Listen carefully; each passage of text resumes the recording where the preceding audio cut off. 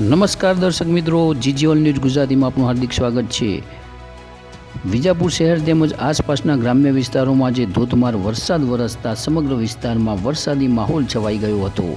ભારે વરસાદના કારણે શહેરના અનેક નીચાણવાળા વિસ્તારો અને મુખ્ય માર્ગો પર વરસાદી પાણી ભરાઈ જતા વાહન ચાલકો તથા રાહદારીઓને અવરજવરમાં ભારે મુશ્કેલીનો સામનો કરવો પડ્યો હતો।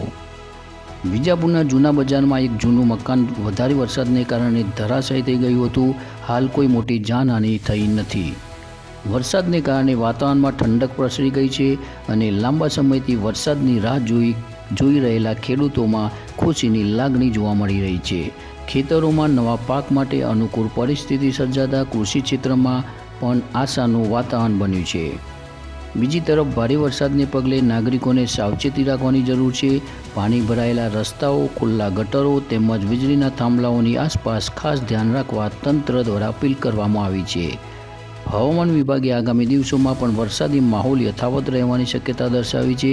નાગરિકોને બિનજરૂરી મુસાફરી ટાળવા અને સલામતીને પ્રાથમિકતા આપવા સૂચન કરવામાં આવ્યું છે। અમારા પ્રતિનિધિ હર્ષદ લખવારાનો રિપોર્ટ, જીજીઓલ ગુજરાતી ન્યૂઝ, વિજાપુર।